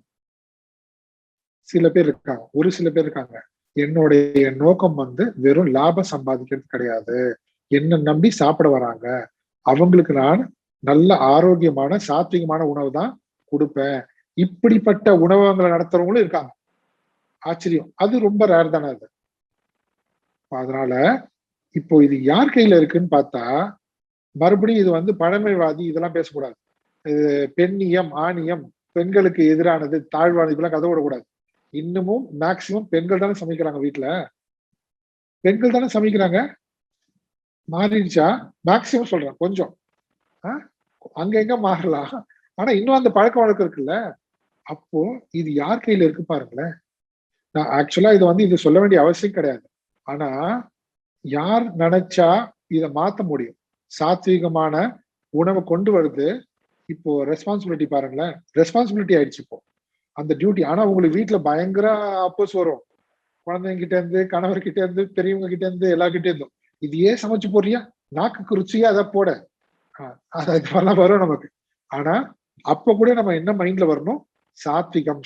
கிருஷ்ணருடைய இந்த 17ஆம் அத்தியாயத்துல 8வது ஸ்லோகம் ஞாபகம் வச்சுக்கணும். கிச்சன்ல போய் மாட்டுறீங்க, அதை டைனிங் ஹால்ல கிச்சன்ல மாட்டிட்டு, நமக்கு சமஸ்கிருதம் தெரியலன்னா வேண்டாம், தமிழ் இருக்குல்ல, இந்த ஸ்லோகத்தை படிக்க கத்துக்கிட்டோம். அப்புறம் என்ன, ஆயுள் இங்க இருக்கு பாருங்க, அங்கேயே இருக்கு பாருங்க. ஆயுள் வளர்க்கக்கூடியது, மனோ பலத்தை கொடுக்கக்கூடியது, உடல் பலத்தை கொடுக்கக்கூடியது, ஆரோக்கியத்தை கொடுக்கக்கூடியது, இப்படிப்பட்ட உணவு தான் இந்த வீட்டில் சமைக்கப்படும். அவ்வளவுதான் பாடுறோம்ல, இதான் விஷயம். அப்புறம் விவர்தனாக, ஸ்னிக்தாக, ஸ்திராக, ஹிருத்யா ஆகாரா, இப்படிப்பட்டதுதான் சமைச்சா பாதி பிரச்சனை தீர்ந்தது. வீடு என்ன ஒரே அமைதியா இருக்கு, எல்லாம் அமைதியா அப்படியே இருக்கு, சாத்வீகமா மாறிடுச்சு அப்படியே வீட்டுல இருக்கவங்க எல்லாம். நான் ஓரளவுக்கு தான், இது மட்டுமே கிடையாது. உணவு ஒரு விதமான சாதனை, உணவுல இருந்து ஆரம்பிக்கிறார். அடுத்து இருக்கு, எல்லாமே இருக்கு. ஆனா இது நம்ம கையில இருக்கு, இமீடியட்டா பண்ணலாம். இது நம்ம கிட்ட இருக்கு, இது நம்மளும் பண்ண முடியும். ஃபர்ஸ்ட் நம்ம ட்ரை பண்ணலாம். நமக்கு ட்ரை பண்ணிட்டு நம்மளை பார்த்து அவங்க ஆச்சரியப்படணும், என்ன நடக்குது இங்க, இப்படி மாறிட்டாங்களே, இப்படி இப்படி என்னது பொட்டேட்டோ சிப்ஸும் கையுமா கூல்ட்ரிங்க்ஸ் இப்படியா திருந்திருந்தவங்க எல்லாத்தையும் விட்டு இப்படி ஆயிட்டாங்களே எல்லாம் சொல்லுவாங்களா பசங்க கிட்ட எல்லாம். நம்மளும் தானே அந்த பஜ்ஜி, இந்த போண்டா, அந்த பலகா இப்படி. இதுல என்ன ஒரு தமாஷ்னா, நம்மளுடைய பண்டிகைகளே உணவு பேஸ் பண்ணி தானே பண்டிகைகளே. பண்டிகை நல்லா கொண்டாடினீங்களா, பண்டிகை நல்லா கொண்டாடுறதா, நல்லா விருந்து வச்சு நல்லா சாப்பிட்டீங்களா, இதாங்க பண்டிகை கொண்டாடுறதுக்கு. வேற என்ன? அடுத்து என்ன, ட்ரெஸ் போட்டியா, ட்ரெஸ் போட்டியா, சாப்பிட்டியா, நல்லா வகை வகையா சமைச்சு எல்லாத்துக்கும். இப்ப ஏதோ வரப்போகுது இல்ல, வரலட்சுமி நோம்பா தெரியல எனக்கு, ஏதோ வரப்போகுது, அடுத்து வரப்போகுது, அதுக்கும் இருக்கும் போல் இருக்கு. இப்ப அவங்க என்ன சொல்ல வராங்க, எல்லா இடத்துலயுமே ஏன் பண்டிகையோட உணவு சேர்த்த மாட்டான் பாருங்க. எந்த மாதிரி குணம் இருக்கிறதா இருந்தாலும் அவங்களுக்கும் என்ன பண்றது, சாத்விகம் ராஜசிகம், அவங்க கிட்டக்கும் அவங்களுக்கும் எப்படியாவது அந்த இறைவனோட எண்ணத்தை கொண்டு வரணும் ஃபர்ஸ்ட். நீ இறைவனுக்காக பண்ண, உன்னுடைய போகத்துக்கு நீ பண்ணாத ஃபர்ஸ்ட், இந்த தாட். ஆனா மாறித்திக்கணும், நம்ம என் போகத்துக்கு என்ன பிடிக்குமோ அதான் பகவானுக்கும் பிடிக்கும், அப்படியே போடு, ரிவர்ஸ்ல போடுறது, இப்படி பண்ணிடுறோம் இல்லையா. அப்போ ஏன் இதை திருப்பி திருப்பி இதை இவ்வளவு தூரம் நம்ம ஸ்ட்ரெஸ் பண்ணணும்னா, நம்மளுடைய வாழ்க்கையில அடிப்படையே உணவு தான். காலையில எந்திரிச்சு மத்தியானம் வேலைக்கு போனாலும் சரி, சாயந்தரம் வந்தாலும் சரி, எப்போ போனாலும் உணவோட தான் நமக்கு தொடர்பே. எப்பவுமே எப்போதுமே நீர் கூட சேர்த்து உணவுல தான் நடக்கும், இந்த நீராகாரம் அது கூட. அதுக்கப்புறம் நம்ம கொண்டாடுற ஃபெஸ்டிவல்ஸ், ஃபங்க்ஷன்ஸ், பார்ட்டி. இப்ப புதுசா பார்ட்டின்னு ஒண்ணு வந்துருச்சு, பார்ட்டிஸ். இதுல என்ன நடக்குது பாருங்க, அத்தனையும் என்ன பண்ணுது, நம்மள ராஜசீகமாகவும் தாமசீகமா மாற்றுவதற்காக தான் வாய்ப்புகள் அதிகமாக இருக்கு இந்த சமுதாயத்துல. அப்ப எங்கேருந்து அதிகாரித்துவம் வருது நமக்கு? போகுது அதிகாரித்துவம்ன்றது. நம்ம தான் கேர்ஃபுல்லா இருக்கணும் இல்லையா. நம்ம இந்த விஷயத்த புரிந்து இங்க 8, 9, 10 ரொம்ப அழகா சொல்லிட்டார். இதுதான் நம்ம என்ன சொல்றது, இப்படி இருந்தோம்னா 8 சொல்றபடி இருக்கணும், 9, 10 சொல்றத அவாய்ட் பண்ணணும், முடிஞ்சு. இப்படி இருந்ததுன்னா நம்ம இந்த உலகத்துல ஆரோக்கியமா, அட்லீஸ்ட் ஆரோக்கியமா நம்ம வாழ முடியும். அடுத்து என்னது, அடுத்து படிக்கலாம் 11ஆம் ஸ்லோகம். உணவு முடிஞ்சிருச்சு, அப்புறம் என்ன, யஜ்யம் தான் சொல்ல போறாரு இல்லையா. யஜ்யத்தை பத்தி என்ன சொல்ல போறாரு பாப்போம். அஃபலாகாங்ஷிபிர் யஜ்ஞைஹி, अफलाकाङ्क्षिभिर्यज्ञैः அஃபலாகாங்ஷிபிர் யஜ்ஞைஹி अफलाकाङ्क्षिभिर्यज्ञैः விதிதிருஷ்டோ ய யுஜ்யதே, विधिदृष्टो य युज्यते விதிதிருஷ்டோ ய யுஜ்யதே, विधिदृष्टो य युज्यते யஷ்டவ்யமேவேதி மனஹ, यष्टव्यमेवेति मनः யஷ்டவ்யமேவேதி மனஹ, यष्टव्यमेवेति मनः சமாதாய ச சாத்விகஹ, समाधाय स सात्विकः சமாதாய ச சாத்விகஹ. समाधाय स सात्विकः சேர்ந்து படிப்போம். அஃபல ஆகாங்ஷிபிர் யஜ்ஞைஹி விதிதிருஷ்டோ ய யுஜ்யதே, யஷ்டவ்யமேவேதி மனஹ, சமாதாய ச சாத்விகஹ. ஆகாரம் முடிச்சிட்டாரு, அடுத்து யஜ்யம் சொல்றாரு. அந்த யஜ்யத்திலையும் சாத்விகம் என்ன, முதல்ல யஜ்யம்னா என்ன அதை நம்ம பார்க்கணும் இல்லையா. அஃபலாகாங்ஷிபிஹி யஜ்ஞைஹி என்ன சொல்றாரு, காங்ஷிபிகி அபலா வினை பயனை, பலன் பலன் பலன் இல்லாமல், அபலா பலனை கருத்தில் கொள்ளாமல், அகாங்ஷிபிகி பலனை விரும்பாதவர்களால், எஷ்டவ்யம் ஏவ இதி, எஷ்டவ்யம் எஷ்டவ்யம்னா டு வர்ஷிப், எஜ் ஆராதனை வழிபாடு, எஷ்டவ்யம் அப்படி ஒண்ணு, எஷ்டவ்யம் ஏவ இதி நான் இதை செய்தே ஆக வேண்டும், இது இது செய்ய வேண்டியது என்னுடைய கடமை, இதுதான் நான் செய்யணும், இப்படி ஒரு எண்ணத்தோட. என்ன அர்த்தம், நான் செய்கின்ற செயல்ல இதனால எனக்கு என்ன பலன் கிடைக்கும், இந்த பலன் கிடைக்கிறதுக்காக நான் அதை செய்யறேன்னா அதுக்காக இல்லை. அப்ப என்ன ஆச்சு, பலனை குறித்த சிந்தனையே இல்லாமல் இது செய்ய வேண்டியது என்னுடைய கடமை, அதனால் நான் செய்கிறேன் என்று மனசமாதாய மனதை சமாதானப்படுத்தி நடத்தல, மன அடம்பிடிக்குது சமாதானப்படுத்தி நடத்த கிடையாது. மனதனுடைய தெளிவு, மனதனுடைய புரிதல், மனதில் நன்றாக இந்த புரிதலோடு விதி திருஷ்டகன்னு அர்த்தம், சாஸ்திரம் விதித்த வழிமுறைப்படி, சாஸ்திரம் வழிகாட்டுகின்ற விதிமுறைப்படி, சாஸ்திர விதியை பின்பற்றி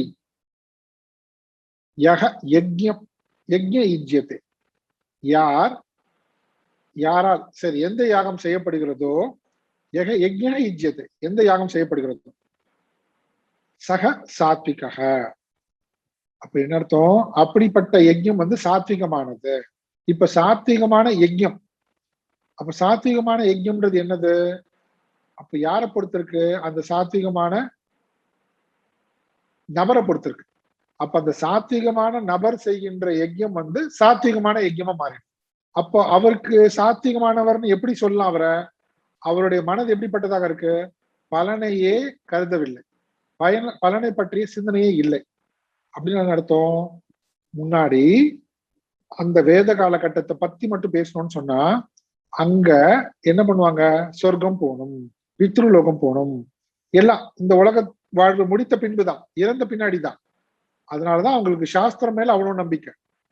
சரியா, அலௌகிக விஷயாக வேதாக. வேதம் என்பது உலக விஷயங்களை சொல்வதற்கு வேதம் கிடையாது, உலகத்துக்கு நம்மளுடைய உலகத்துக்கு அப்பாற்பட்டது. அப்படின்னா நம்மளுடைய மனம், இந்திரியங்கள், மனம், புத்திக்கு அப்பாற்பட்ட விஷயங்களை சொல்லி கொடுப்பதற்கு தான் வேதங்கள் பிரமாணம். அதனால இப்படிப்பட்ட சொர்க்கம் நரகம்னு சொல்றாங்க இல்லையா, நரகத்துக்குலாம் நம்ம விரும்ப மாட்டோம், ஆனாலும் போவாங்க செய்த வச்சு. அது இப்ப ஆக்சுவலா எதுக்கு விரும்புவோம், சொர்க்கத்துக்கு தான் விரும்புவோம். நம்ம யாராவது நரகத்துக்கு போகணும் விரும்பி ஏதாவது செய்வாங்களா, ஆனா எல்லா காரியம் செய்யும் போது நரகத்துக்கு போயிடுவாங்க, அது போகணும்னு தெரியல, அவனுக்கு நம்பிக்கை இல்லை பாருங்க. ஆனா சொர்க்கம் போகணும்னா விருப்பம் இருக்கு அந்த காலத்துல. அதுக்காக அந்த மாதிரி பலனை குறித்து யாக யஜ்யங்கள் செய்கின்றவர்கள் இருக்காங்க. ஆனா சாத்விகம் என்ன, சாத்விகமான யஜ்யம் என்னது, பலனை விரும்பாமல், பலனை பற்றிய சிந்தனை இல்லாமல் நான் இந்த யஜ்யம் செய்யறேன். ஏன் செய்யறேன்னா இது என்னுடைய கடமை, எஷ்டவியம் ஏவ, நான் செய்ய வேண்டியது அதனால செய்யறேன். இதனால எனக்கு என்ன கிடைக்க போகுது அதை பத்தி எனக்கு சிந்தனையே இல்லப்பா. எனக்கு ஏன் நீ செய்யற, சாஸ்திரம் சொல்லியிருக்கு, அந்த சாஸ்திரத்தில் சொல்லியிருக்கிற விதிமுறைப்படி நான் இந்த யஜ்யம் வழிபாடுன்னு வச்சுக்கலாம், இந்த வழிபாட்டை நான் செய்கின்றேன். இதுக்கு அடுத்த வேற எந்த சிந்தனை இல்லை பாருங்க. இதுல வந்து இதனால எனக்கு என்ன நடக்க போகுது, இது நஷ்டமா, எனக்கு லாபமா, இது நான் இவ்வளவு கஷ்டப்பட்டு செய்யணுமா, 5 மணி நேரம் செய்யணுமா, 2 மணி நேரம் செய்யணுமா, இதெல்லாம் கேள்வியே கிடையாது. அந்த சாஸ்திரத்துல என்ன விதிச்சிருக்கோ, என்ன வழிமுறை காட்டுதல் கொடுத்திருக்கோ அதை பின்பற்றி நான் இந்த யாக யஜ்யத்தை செய்கிறேன், அவ்வளவுதான்.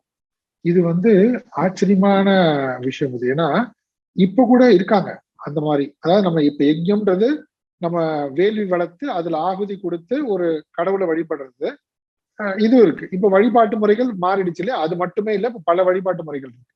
ஆனா இந்த மாதிரி யாகம் செய்கின்றவர்களும் இருக்காங்க.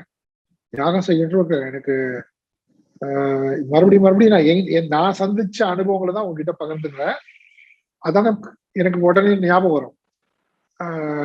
இப்போ நான் திருச்செங்கோட்டுல முதல்ல அங்கதான் எனக்கு நம்ம சின்ன மிஷனுக்கு போகும்போது அந்த குருகுலத்துல வந்து ஒவ்வொரு ஞாயிற்றுக்கிழமும் வந்து காயத்ரி ஹோமம் இருக்கும், 5:30 மணிக்கு 6 மணிக்கு இருக்கும். நம்ம தியாகராஜன்ஜிக்கெல்லாம் தெரியும், அவர் வந்துருவார், அவரும் கலந்துட்டு இருக்காரு.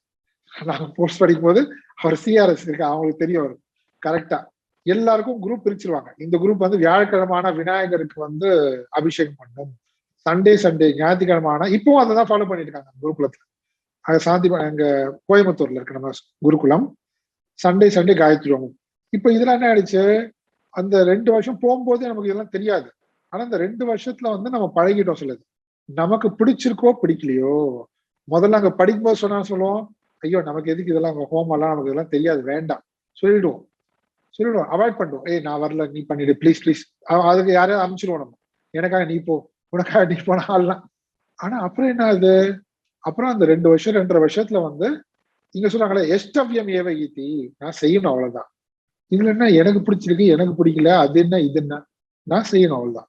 நம்ம செய்யணும் தானே.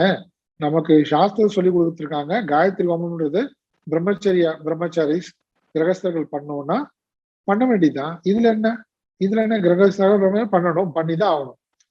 இந்த மாதிரி என்ன வரத்துக்கு எவ்வளவு காலம் ஆகுது பாருங்க. இதெல்லாம் தெரியாது நமக்கு. இது நம்மளோட டியூட்டின்னு நமக்கு தெரியாது. நம்ம இது போய் என்ன செய்யணும், நம்ம ஏதோ பண்ணிட்டு தான் ஹோமம் பண்றதுதான். நம்ம ஹோமம்ன்றதே வந்து ஏதோ அவுடேட்டடு சம்பந்தமே இல்லை நினைச்சிட்டு இருக்கோம். ஆனா ஒவ்வொரு வழிபாட்டு முறையுமே நம்மளை வந்து ஒரு ஒழுக்க நெறியில கொண்டு வரதுக்கு தான், டிசிப்ளின் பண்றதுக்கு, நம்மளுடைய உடல் அளவிலையும் மனதளவிலையும் புத்தி நிலையிலையும் நம்மள அது ஒரு வரைமுறைக்குட்பட்ட வாழ்க்கை முறைக்கு ஒரு டிசிப்ளினுக்கு கொண்டு வருது, ஒழுக்கத்துக்கு கொண்டு வருது. அப்போ திருச்செங்கோடு தீட்செல்லாம் வாங்கின பின்னாடி முதல்ல திருச்செங்கோடு சென்டருக்கு விடுறாங்களா, அங்க போயாச்சு. அங்க போனா என்ன பண்ணோம், சரி ஒரு சின்ன யாக குண்டம் நம்ம பண்ணலாம், செங்கல்லாம் வச்சு பண்ணுங்க அப்படின்னு சொல்லிட்டு அங்க இருக்கிறவங்க எல்லாம் கூப்பிட்டு பண்ணியாச்சு. பண்ணிட்டு ஒவ்வொரு சண்டேவும் நம்ம காயத்ரி ஹோமம் நடக்கும்போது அதுவும் ஒரு மிஷன் ப்ரோக்ராம், ரொட்டீன் ப்ரோக்ராம். எங்கனாலும் நம்ம எல்லாம் வந்துருங்க. அப்போ கொஞ்சம் மிஷன் வருவாங்க. வரும்போது ஒரு 2-3 மாசம் 4-5 மாசம் ஆயிடுச்சு, 6 மாசம் நினைக்கிறேன். அப்புறம் அதுல ஒருத்தர் வந்து என்ன பண்ணாரு பாருங்களேன். இது இந்த எக்ஸாம்பிள் சொல்றதுக்கு முன்னாடியே ஒரு பேர் ஞாபகம் வந்தது. நான் இது கூட போனோன்னா ஒரு பேர் பார்த்துட்டேன், ஞாபகம் தான் சொல்றேன். அவரு வந்தாரு என்கிட்ட வந்துட்டு, சாமிஜி எனக்கு இந்த காயத்ரி ஹோமம் சொல்லி கொடுக்குறீங்களா, எதுக்குன்னு கேட்டேன். எதுக்கு நீங்க தெரிஞ்சுக்கணும் அப்படி கேட்டேன். இல்ல எனக்கும் பண்ணணும்னு ஆசையா இருக்கு. நான் சொன்னேன் வெரி குட், நீங்க வந்துருங்க. அவரு கூட சேர்ந்து இன்னும் 2 பேர், இவர் கேட்டாங்கன்னு இன்னும் 2 பேர் வந்தாங்க, எங்களுக்கும் சொல்லி கொடுங்கன்னாரு. ரொம்ப சந்தோஷம், 3 பேர் இருக்கீங்க. சண்டே தானே நீங்களா ஃப்ரீ, மற்ற நேரத்துல வேலைக்கு போறீங்க, தொழில் பண்ணிட்டு இருக்கீங்க. சண்டே 11 மணிக்கு வாங்க. ஏன்னா நாங்க அங்க 5:30 மணிக்கு காயத்ரி ஹோமம் பண்றோம். 11 மணிக்கு சண்டே, ஒவ்வொரு சண்டேவும் கரெக்டா வந்துருவாங்க அந்த 3 பேர். வந்து அந்த காயத்ரி ஹோமத்தினுடைய மந்திரங்கள், அந்த ஓம்ல இருந்து ஆரம்பிச்சு, சிம்பிள் ஓம்ல இருந்து ஆரம்பிச்சு கடைசியில அந்த பூர்ணமதம் வரைக்கும் வச்சுக்கோங்களேன், எல்லாமே ஒரு 10-15 வாரம் அவங்களுக்கு சொல்லி கொடுத்துட்டு அந்த ஸ்டெப் என்னோட ஹேண்ட் ரைட்டிங்ல இருக்க வேணா பிரிண்ட் அவுட் வேணா நீங்க உங்க ஹேண்ட் ரைட்டிங்ல எழுதிக்கோங்க. அப்புறம் அவரோட ஹேண்ட் ரைட்டிங்ல நோட் புக்ல எழுதிக்கிட்டாரு, அழகா எழுதிக்கிட்டாரு. எழுதின பின்னாடி என்னாச்சு, நான் வந்து கோயம்புத்தூருக்கு வேற ஒரு ஒர்க்குக்காக நான் போகணும், மிஷன் ஒர்க்கு தான், பாலவியார் கேம்ப் எங்கேயும். அப்ப நான் சொல்றேன், அங்க இருக்கவங்கிட்ட சொல்றேன், நான் அந்த ஊருக்கு கிளம்புறேன். ஐயோ போயிட்டு எப்போ வருவீங்க? மண்டேல டியூஸ்டே வந்துடும். இப்ப சண்டே காயத்ரி ஹோமம் இவ்வளோ நாளா 1 வருஷமா 10 மாசமா பண்ணிட்டு இருக்காங்க, 8 மாசமா இவங்க 3 பேர் கத்துட்டு இருக்காங்க, இவர் பண்ணுவாரு. இப்ப என்ன தனியா கூட்டு போய் சொல்றாங்க, கிடையாது நீங்க பண்ணும், இல்லைன்னா அந்த குறிப்பிட்ட ஜாதியினர் அவங்க தான் பண்ணும், யாராவது ஒரு ஐயருங்க பூஜை பண்றவங்க அவங்க தான் பண்ணும். இது என்னடா அது, ஆச்சரியமா இருந்தது எனக்கு. என்ன இது மாதிரிலாம் இருக்கா, இப்படிலாம் கூட இருக்கா, நம்ம இப்படிலாம் இல்லவே இல்லையே. அப்புறம் நான் தெளிவா சொல்லிட்டேன், இது நீங்க என்ன பண்றீங்க எனக்கு தெரியாது வெளியில எல்லாம், இங்க நம்ம மிஷன்ல இதுதான்.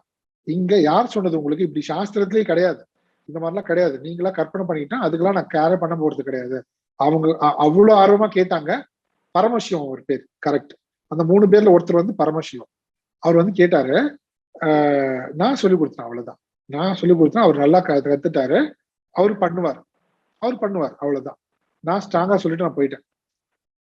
நீங்க உங்களுக்கு நம்புறதுக்கே ஆச்சரியமா இருக்கும், 2003 தானே, 2003 இன்னைக்கு என்ன டேட்டு, 2021, இன்னைக்கு வரைக்கும் எல்லா சண்டேவும் பரமசிவம் பண்ணிட்டு இருக்காரு. அதுக்கு நடுவுல வந்து நான் டிரான்ஸ்பர் ஆயாச்சு, வேற ஒரு பிரம்மச்சாரி சுவாமி வந்தாரு, அவங்க யாருமே இல்லாம ஒரு 3 வருஷம் போச்சு, பிரம்மச்சாரி சுவாமியே இல்லாம ஒரு 3 வருஷம் போச்சு. அதுக்கப்புறமா மறுபடியும் வந்தாங்க. இன்னைக்கு வரைக்கும் அந்த யஜ்யம் சொன்னோம் இல்லையா, எஷ்டமியம், அவரால் என்ன லாபம், ஏதாவது அவருக்கு ஏதாவது அவார்டு கொடுக்க போறாங்களா? எனக்கு தெரிஞ்சு ஒரே மனுஷன் இத்தனை வருஷமா, ஒரு வருஷத்துக்கு எவ்வளவு வாரம் பாருங்க, 52 வாரமா. இப்ப 2003 கணக்கு போட்டுக்கோங்க, 2021 இப்ப போன் பண்ணா கூட பரமசிவம்ஜி அப்படின்னா, அந்த காயத்ரி ஹோமம் தான் சாமி, அதுக்குதான் பண்ணி அப்படின்னு வரவர். என்னது இது, அந்த பாக்கி 2 பேர் இல்ல, நம்ம அவங்கள குறை சொல்றதுக்காக கிடையாது. ஆனா எப்படி பாருங்க, அவருக்கு வந்து அவர் கிரகஸ்தர், 2 குழந்தைங்க, அவங்களெல்லாம் படிக்க வச்சு கல்யாணம் பண்ணி கொடுத்து இன்னமும் அந்த டியூட்டியை விடல அவரு. அவருக்கு யார் சொன்னா, என்ன பண்ணாங்க? அவர் சொல்ல எஷ்டவியம் ஏவைத்தி, எந்த பலனும் எதிர்பார்க்கல. இதுல வந்து மிஷன்ல ஏதாவது அவார்டு கொடுக்க போறாங்களா? கிடையாது, எதுவுமே இல்லை. அதை நான் சொல்லுவேன், அவரை பெருமையா சொல்லுவேன், சந்தோஷமா சொல்லுவேன். இப்படிப்பட்ட மனுஷங்களாம் நமக்கு இன்ஸ்பிரேஷன் அப்படி நம்ம சொல்லுவோம். அதெல்லாம் காதலே வாங்க மாட்டேன். நீங்க போங்க சாமி, நாங்கெல்லாம் சாதாரணமால. யோ நீ சாதாரணமாலா? எனக்கு தெரிஞ்சு உங்க ஊர்லயே டோட்டல் நாமக்கல் டிஸ்ட்ரிக்ட்ல இவ்வளவு தூரம் வந்து ஒரு காயத்ரி தேவியோட அருள் பரிபூர்ணமா பெற்றால் நீதான்ப்பா. உங்களை மாதிரி யாருமே எனக்கு தெரிஞ்சு கிடையாது. ஏன்னா இவ்வளவு வருஷங்களா, நான் சொல்றது 1 வருஷம் 2 வருஷம் இல்ல, இப்ப வரைக்கும் எனக்கு அதான் வந்து பயங்கர ஆச்சரியம். அதனால அந்த அவருடைய அருள் பாருங்க, அவர் அதெல்லாம் எதிர்பார்க்கல. எனக்கு இந்த அருள் வேணும், அந்த அருள் வேணும், எந்த பலனும் எதிர்பார்க்காம பண்றாங்க பாருங்களேன். அப்படியே இருக்கு. அஃபலா காங்ஷிபிகி யஜ்ஞைகி விதி திருஷ்ட, கரெக்டா எப்படி அந்த ட்ரெடிஷன்ல என்ன சொல்லி கொடுத்தாங்களோ அந்த ட்ரெடிஷன் படி அவரு கத்துக்கிட்டாரு. அவரு கத்துக்கிட்டு அப்படியே பண்றாரு. இப்படிப்பட்டவங்க எஷ்டவியம், இவங்கதான் யாரு? சாத்விகர்கள். அவர் சாத்விகமான ஆள். அவர் அவ்வளவுதான். இவருக்கு வந்து சாஸ்திரம் படிக்கல, தேவையில்லை. உங்களுக்கு சாஸ்திரம் வந்து அதுக்கான வாய்ப்பு, அதுக்கான சாஸ்திரம்ன்றது என்னது? மெய்ப்பொருள் பற்ற சாஸ்திரம் தானே. அந்த மெய்ப்பொருள் பகவான் எங்க இருக்காரு? ஆத்ம தத்துவம் நம்ம கூட தானே இருக்காரு. அவரை நினைச்சாக்க என்ன பண்ணுவாரு? அதிகாரின்னா அவருக்கு எப்படி வேணாலும் ஞானத்தை கொடுப்பாரு. ஆனா என்ன விஷயம், நீ சாத்விகமா மாறு. இப்போ அவ்வளோ ஆச்சரியம் அவருக்கு. இப்ப நான் வந்து ரொம்ப நாள் அடிக்கடி எல்லாம் பேசுறது கிடையாது. எப்படி இருக்கீங்க, எப்படி ஆரம்பத்துல பேசணும். ஆனா இப்ப வரைக்கும் அவர் பண்ணிட்டு இருக்கிறது எல்லாம் எனக்கு தெரியும். அங்க இருக்கிறவங்க எல்லாம் சொல்லுவாங்க, எதுக்கு சொல்ல வந்தோம் இங்க, இந்த மாதிரிலாம் இப்பவும் இருக்கா, இதெல்லாம் பாசிபிலிட்டி இல்ல கதை அப்படிலாம் கிடையாது, இன்னமும் இருக்கு, இப்படிப்பட்டவங்க இருக்காங்க. இதுதான் வந்து நம்ம நாயன்மார்களோட கதையில படிப்போம். என்ன படிப்போம்னா, ஏதோ ஒரு வகையான வழிபாட்டு முறையை அவர்கள் சிவபெருமானோட ஏற்படுத்திக் கொள்வாங்க. நான் இதை பண்றேன், அவங்களுடைய கொள்கை எஷ்டவியம் ஏவ இதி, இது என்னோட கடமைப்பா. நான் குங்குளியத்தை போடுவேன். எப்ப போடுவேன்? குங்குளியம் அர்ப்பணம் பண்ணுவேன் பகவானுக்கு. எப்ப? என் வாழ்நாள் முழுக்க, ஒரு நாளும் விடாம. அப்போ சோதனை வருது இல்ல, புயல் அடிக்குதுன்னுவாங்க, அவரோட பிசினஸ் லாஸ்ன்னுவாங்க, சாப்பாட்டுக்கே கஷ்டம்னுவாங்க, என்னெல்லாமோ கலாட்டா. ஆனா நான் பண்ணுவேன். ஒரு எக்ஸாம்பிள் சொல்றேன். இந்த மாதிரி எஷ்டவியம் இதி, எஷ்டவியம் ஏவ இதி, இது நான் செய்ய வேண்டியது, என்னுடைய கடமை. இதை நம்ம உணர்ந்துட்டோம்னா அங்க என்ன கிடையாது, கரெக்டா விதி திருஷ்டம், விதிமுறைப்படி, சாஸ்திர விதிமுறைப்படி. நமக்கு தான் சாஸ்திரம் தெரியாது. சாஸ்திரம் தெரியாதவங்களை பத்தி தான் எனக்கு பேச்சு. ஆமா, அவங்களுக்கு சாஸ்திரம் தெரியாது. ஆனா சாஸ்திரம் தெரிஞ்சவங்க கிட்ட போய் தெரிஞ்சுக்கிட்டாங்க பாருங்க. சாஸ்திரம் தெரிஞ்சவங்க கிட்ட போய் ஒண்ணு அவங்கள வச்சு செய்வாங்க, இல்லைன்னா தாங்களே கற்றுக்கொள்வாங்க. தாங்களே கற்றுக்கொண்டு எப்படி தெரியும் இவங்க வந்து சாத்விகமானவர்களா இல்ல ராஜசிகமான? 22 வருஷமா செஞ்சிருக்கவங்க வந்து சாத்விகமானவங்க எப்படி இருப்பாங்க? எந்த பலனையும் எதிர்பார்க்கலையே. அவருக்கு யாரும் ஒரு பேனர் வைக்கல, கட் அவுட் வைக்கலையே, இப்படிப்பட்டவர் இப்படின்ட்டு ஒண்ணும் பண்ணலையே, எந்த விதமான பலனை எதிர்பார்க்கலையே. ஒரு எக்ஸாம்பிளா, ஒரு உதாரணம். இந்த மாதிரி நம்ம ஒரு கொள்கையோட, ஒரு விஷயத்தோட, இறைவனோட ஒரு விஷயத்தோட கனெக்ட் ஆகணும். அவ்வளவுதானே. அந்த பகவான மறுபடியும் மனதுல கொண்டு வரதுக்கான ஒரு வழிமுறை தானே வழிபாட்டு முறையெல்லாம். அதுல வந்து பூஜை, ஜப, தியானம், இந்த யாகம், யஜ்யம் எல்லாமே இருக்கு. இதுல எதுவுமே வந்து உயர்ந்தது தாழ்ந்தது கிடையாது. இப்போ இவருக்கு இது ரொம்ப அழகா இயல்பாயிடுச்சு, அவங்க பண்றாங்க. நமக்கு தியானமா இல்ல ஜபமா, லிখিத ஜபமா, ஏதோ ஒரு வழிபாட்டு முறை. இது தினமும் நான் கோயிலுக்கு போறேன்னா, பூஜை பண்றேன்னா, இல்ல ஷோடச பூஜையா, ஏதோ ஒண்ணு. இல்ல பகவானுக்கு போய் நான் ஒரு பூ வச்சு போனா, நான் கண்ணை மூடிட்டு உட்கார்றேன்னா அவர் முன்னாடி போய் ஏதோ ஒண்ணு. ஆனா என்ன சொல்றாங்க, தினமும், நித்தியம், என்னைக்கு வேணுமோ கிடையாது, நித்தியம். அஃபலா காங்ஷி. ஏன் நித்தியம்? ஏன்னா டியூட்டி, எஷ்டவியம் ஏவ இதி. அந்த எஷ்டவியம் ஏவ இதியில வந்து எல்லாமே அடங்கிடுச்சு. என்னைக்கோ ஒரு நாள் கிடையாது, நித்தியம், எப்பொழுதுமே நான் செய்வேன், என்னைக்குமே நான் செய்வேன்.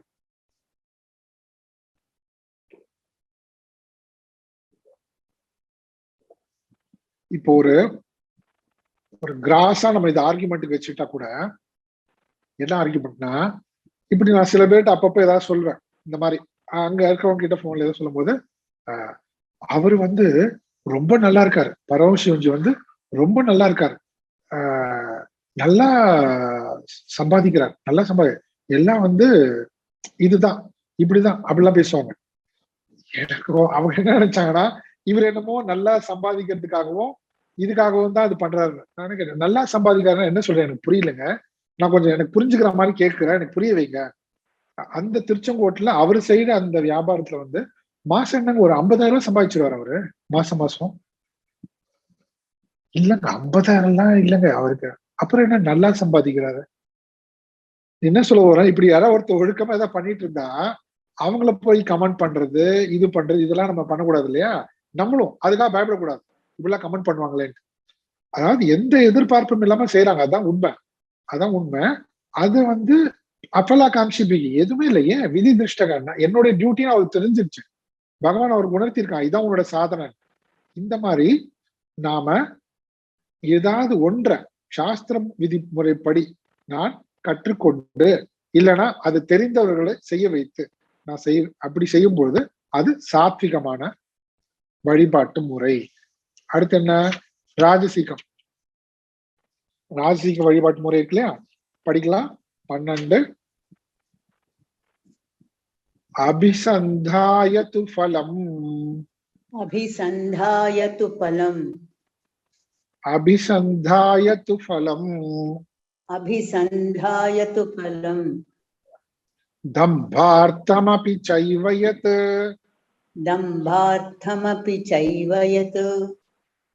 தம்பார்த்தமபி சைவயத். தம்பார்த்தமபி சைவயத். யுஜ்யதே பரத ஸ்ரேஷ்ட. யுஜ்யதே பரத ஸ்ரேஷ்ட. யுஜ்யதே பரத ஸ்ரேஷ்ட. யுஜ்யதே பரத ஸ்ரேஷ்ட. தம் யஜ்ஞம் வித்தி ராஜசம். தம் யஜ்ஞம் வித்தி ராஜசம். தம் யஜ்ஞம் வித்தி ராஜசம். தம் யஜ்ஞம் வித்தி ராஜசம். சேர்ந்து படிப்போம். அபிசந்தாயது ஃபலம் தம்பார்த்தமபி சைவயத் யுஜ்யதே பரத ஸ்ரேஷ்ட தம் யஜ்ஞம் வித்தி ராஜசம். தம் யஜ்ஞம் பாருங்க. தம் ராஜசம் யஜ்ஞம் வித்தி. தம் யஜ்ஞம் ராஜசம் வித்தி. இப்படி வேணா படிச்சுக்கலாம் பாருங்க. இந்த மாதிரியான யஜ்ஞம் வந்து ராஜசம் தெரிஞ்சுக்கோ. ராஜசமான யஜ்ஞம் என்று அறிந்து கொள். எந்த மாதிரியான யஜ்ஞம்? பலம் அபிசந்தாய. போன பாட்டுக்கு சொன்ன அப்படியே நேரிடுறோம். ஒரு பலனை குறித்து. ஒரு பலனை குறித்து. இதுதான் நான் வேணும்.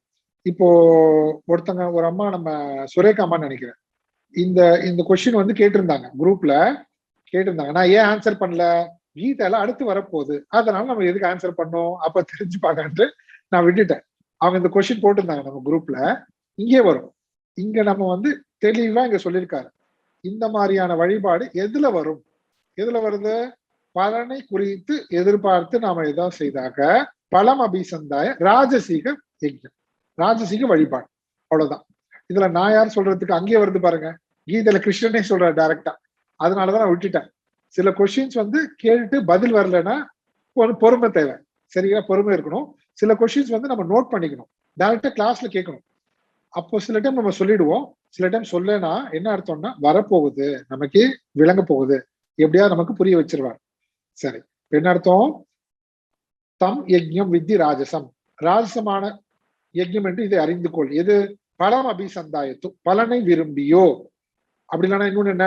தம்பார்த்தம், ஆடம்பரம். ஆடம்பரம்னு சொல்லும் போது இங்க தன்னை வெளிப்படுத்துவது. எப்படி? நான் பெரிய ஆன்மீகவாதி பாரு, நான் யாக யஜ்ஞம் எல்லாம் பண்றேன் பாரு, அதுல அப்படி காமித்துக் கொள்வதற்காக. அதான் தம்பம்னு பேர். தம்பம். எது இஜ்யத்தை, எது செய்யப்படுகிறதோ. பரத குல சிரேஷ்ட, பரத குல தலைவனே அர்ஜுனா, இப்படி பலனை குறித்து வெறும் தம்பத்துக்காக, தன்னுடைய பெருமை பறைசாற்றிக் கொள்வதற்காக, தான் ஒரு ஆன்மீகவாதி என்று காட்டிக் கொள்வதற்காக இப்படியெல்லாம் செய்தா அதற்கு என்ன என்ன யஜ்ஞம்? அது ராஜச யஜ்ஞம், ராஜசிக யஜ்ஞம். இதுக்கு நேர் விரோதமானது, நேர் ஆப்போசிட்டா இருக்கு. ரெண்டும் நீங்க தெரிஞ்சுக்கலாம். இப்ப நம்ம முன்னாடி சொன்ன உதாரணங்கள்லாம் சொன்னல, ஒண்ணு ரெண்டு பேர், ஒருத்தர் வந்து விவசாயம் பண்ணாருன்னு சொன்னேன், இன்னொருத்தர் காயத்ரி ஹோமம் பண்றாருன்னு சொன்னேன். இதெல்லாம் எதுக்கு பாருங்க. இவங்க எல்லாம் வந்து சாஸ்திரம் படிக்கணும்னு அவசியம் கிடையாது, அவசரம் அவங்களுக்கு வாய்ப்பு கிடைக்கல. ஆனா எதை பின்பற்றாங்க? ராஜசிகமா, தாமசிகமா, சாத்விகமா? எதை பின்பற்றாங்க? சாத்விகத்தை பின்பற்றாங்க. பகவான் என்ன சொல்றாரு? அவர்களும் அதிகாரிகள், அவர்களுக்கும் வாய்ப்பு வரும். கண்டிப்பாக ஆத்ம ஞானத்துக்கான வாய்ப்பு அவர்களுக்கு, அதுதான் விஷயம். சரியா? புரியுது? அது கம்யூனிகேட் ஆச்சுங்களா? எதுக்கு இவருக்கு தேவையில்லாத நடுவில் ஏதோ 2 கதெல்லாம் சொன்னாரு. அதுவும் இதுதான் கனெக்ஷன். என்னன்னா, சாஸ்திரம் அவங்க 2 பேருமே உட்கார்ந்து கீதை படிக்கிறாங்க, உபனிஷத் படிக்கிறாங்க, படிக்கல. அது வேற விஷயம். அது படிக்கல. எனக்கு தெரிஞ்சு அவங்க அது படிக்கல இப்போ. ஆனா, அவங்க என்ன பண்றாங்க? தங்கள் நிலையில அவங்களுடைய சிந்தனை எப்படி இருக்கு பாருங்க. சாத்விகமானதா இருக்கு. உணவுல ஒருத்தர் விவசாயம், அது நம்ம உணவுல சாத்விகமா இருக்கணும்னு கடைபிடிக்கிறார். இன்னொருத்தர் வழிபாட்டுல, நம்ம இந்த வழிபாட்டை சாத்விகமா எந்த பலனும் கருதாம, ஏன் 20 வருஷம் உன்னை யார் செய்ய சொன்னா? ஏன் என்னோட டியூட்டி. இதை ஒரு வெளியில யார்கிட்ட சொல்ல, கிருஷ்ணர் சொல்றார். இப்படி இப்படி யார் செய்கிறாங்களோ அது சாத்விகம். இப்படிப்பட்ட சாத்விகமானவர்கள் இப்ப நமக்குள்ள, அதனாலதான் டவுட்டே வேண்டாம். நம்மள யார நம்ம சமுதாயத்துல பார்க்கும்போது இவங்க எல்லாம் வந்து சத்சங்கம் அட்டன் பண்றது இல்லை, சாஸ்திரம் அட்டன் பண்றதே இல்லை, இப்படி எல்லாம் போறாங்களே, அப்படி யாரையும் சொல்ல வேண்டியது இல்லை. நமக்கு வாய்ப்பு கிடைச்சது, நம்ம சாஸ்திரம் அட்டன் பண்றோமா, சந்தோஷம். ஆனா அவங்களுக்கு அவங்க எப்படிப்பட்டவர்கள்ன்றது ஈஸ்வரன் பார்த்து அவங்களை வழி நடத்த வேண்டியது அவருடைய கடமை. அவரு செய்வார். அது எங்க சொன்னாரு? இங்கதான் சொன்னார். எங்க கீதையில தான் சொல்றார். அவங்களுக்கு அந்த சாஸ்திரம், தஸ்மாத் சாஸ்திரம் பிரமாணம் தே காரிய விவஸ்திதா, இவங்க எல்லாம் வந்து சாஸ்திரத்தை கடைபிடிக்கலையே, எப்படி தெரியும்? எப்படி தெரியும்னா, அவர்களும் ஆன்மீகத்துல ஆத்ம ஞானத்துக்கான சாதகர்கள் என்பதற்கான தகுதி பெருகுவார்கள், முழுமை அடைவார்கள். எப்படி தெரியும்னா, சாத்விகமானவர்கள் அவர்கள், சாத்விக ஸ்ரத்த இருப்பவர்கள். எப்படி தெரியும் அவர்கள் சாத்விக ஸ்ரத்த இருப்பவர்கள்? உணவு இந்த மாதிரி இருந்தா சாத்விகம், வழிபாட்டு முறை இப்படி இருந்தா அவர்கள் சாத்விக ஸ்ரத்த இருப்பவர்கள். அவர்களுக்கு இப்போ சாஸ்திரம் அறிவில்லைன்னாலும் கூட அவர்கள் கண்டிப்பாக ஆத்ம ஞானத்துக்கு அவர்களுக்கும் தகுதியானவர்கள் தான். அதற்கான சாதகர்களாக அவர்களும் கருதப்படுவார்கள். சரி, இப்போ நம்ம சாத்விகம் பார்த்தோம், ராஜசிகம் பார்த்தோம். தாமசிகம் யஜ்யம் வழிபாடு வந்து நாளைக்கு பார்க்கலாம். பூர்ணமத சொல்லிடலாம். ஓம் பூர்ணமத பூர்ணமிதம் பூர்ணாத் பூர்ணமுதச்யதே பூர்ணஸ்ய பூர்ணமாதாய பூர்ணமேவாவசிஷ்யதே. ஓம் சாந்தி சாந்தி சாந்தி. ஹரி ஓம் ஸ்ரீ குருப்யோ நமः. ஹரி ஓம்.